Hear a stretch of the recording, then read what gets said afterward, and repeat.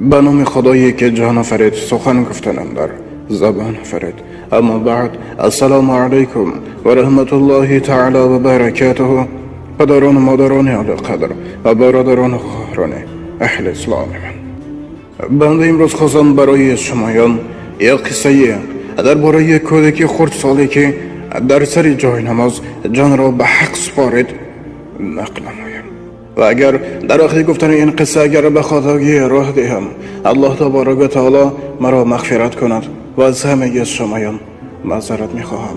پیش از آنکه که این قصه نوبتی را نقل میکنم، خواستم یک چند سخن برای اون برادرانی که ترک نماز کردند و من نماز نمیخوانند یک چند سخن گویم.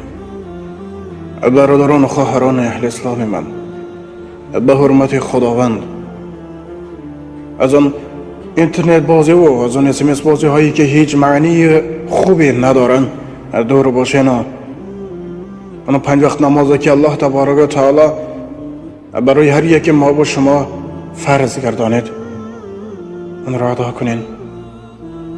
زیرا خود هر یک شما خوب میدانین که رکن اسلام از 5 عبارت است. وقتی شما لا اله الا الله محمد رسول الله گفتین، دومین رکن این نماز است. یعنی وقتی شما نماز را ترک میکنین، اون به گردن شما قرض بسیار میشود و خلاص. یعنی برای هر یکی اون ترکی که کردید در روز محشر حساب و کتاب خود را دارد. و قصه نوبتی چونین است.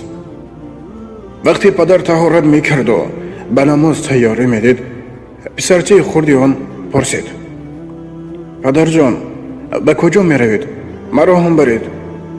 پدر گمان کرد که اگر مسجد گویم از پسم میرود، به همین خاطر خانه خدا میروم گفت. پسرک نام خدا را شنیده در دلش الهام پیدا گشت و گفت: من هم خانه خدا میروم، میخواهم خدا را ببینم. پدر چندان بهانه کرد، لیکن اون پسرچه خردسال آن به همراهی پدر لباسهایش را پوشید و تیار دید. پدر او را از دستش گرفته به مسجد برد. وقتی به مسجد در آمدن، کودک از پدرش سوال کرده پرسید: همین است خانه خدا؟ پس خدا کجاست؟ پدرش گفت: ما خدا را نمی بینیم، بلکه او ما را می بیند. کودک بی طاقتی کرد و گفت: ای پدر، بیا پیش خدا رویم. پدر گفت: اول نماز خوانیم، بعد می رویم. مؤذن قامت گفت. پدر پسرش را به پیشش گذاشت. امام الله اکبر گفت. در دل کودک هم ترس و هم عشق جوش میزد.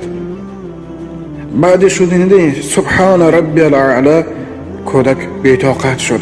از خانه که بانیت خدا را دیدن برآمده بود، بی‌طاقتیش در آن بود که کی خدا را می‌بیند. خداوند این دعای کودک بی گناه را قبول کرد، ناامیدش نکرد و به نزد خود فریاد کرد. کودک دیگر سرش را از سجده نبرداشت. نمازگزاران نماز را تمام کردند. بعد گفتند که ای فلانی، پسرت را خوابش برد. پدر نگاه کرد که پسر خردسال خواب نه، بلکه جان را به حق سپارده است. پدر از این حالت افسرده حال شد. اهل جماعت نمازگزاران جنازش را خواندند و پسرک را به خاک سپاردند. پدر غمگینانه به خانهش برگشت و با غم پسرچش خوابش برد. در خواب دید که پسرتش در زانوی راست محمد صلی الله علیه و سلم نشسته صحبت دارد. پدر آنچنان خرسند شد. ناگه در گوشش صدایی آمد که ای بنده خدا، برای جگر بندت محزون گشته بودی، ببین جای پسرت را و در قیامت فخر تو خواهد شد. برای تو مبارک باد که این فرزند از لقمه حلال به دنیا آمد و رضای پدر و مادرش در جنت می کشد.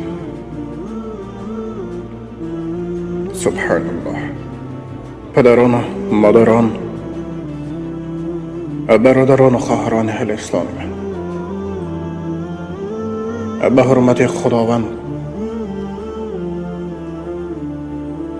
فرض بندگی خود را از بهر مال و ثروت، از بهر آن زر و زیوری که هیچ قدری ندارد و جاودان نیست، ترک نکنین.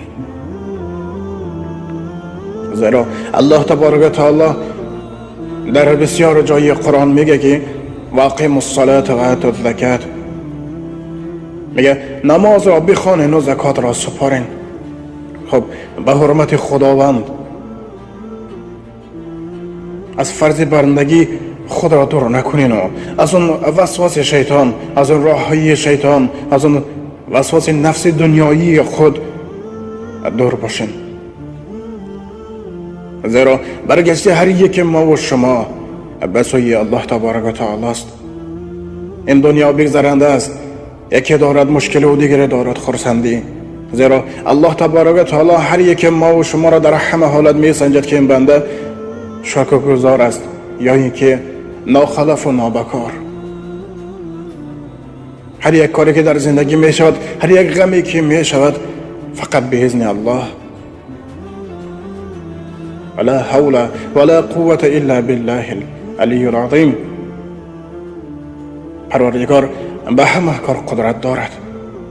لیکن الله تبارک و تعالی در قرآن می فرماید که نماز را بخوانین، عزت و احترام یکدیگر را در جایش گذارین، به این دنیای دو روزه دل ببندین. برای امروزه جوانان بسیار بهانه‌ای هست، میگن دلم پاک باشد و به هیچ کس ضرر نرسانم بس، یا دیگر و دیگر هر خیل بهانه‌ای بسیار است.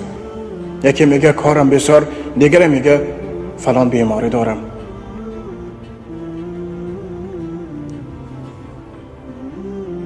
الله تبارک و تعالی در قرآن عظیم الشان در سوره بقره آیت 286 میفرماید که لا یکلف الله نفسا الا وسعها، یعنی الله تبارک و تعالی از آن قدرت تو زیاد هیچ چیز را طلب نمی کند.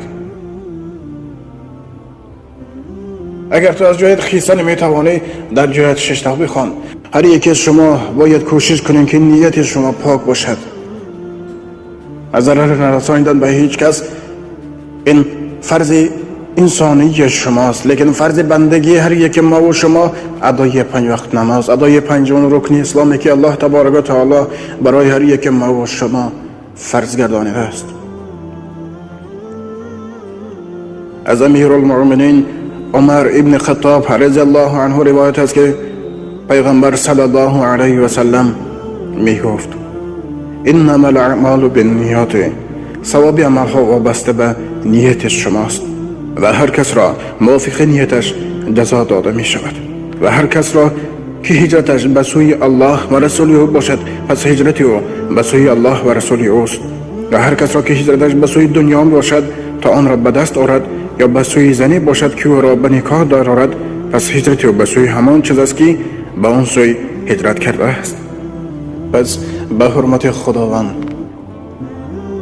برادران و خواهران اهل اسلام من، از اون کارهای دنیایی و از اون فتنه های شیطانی پرهیز کرده برای ادای نماز وقتی خود را دریغ مدارین.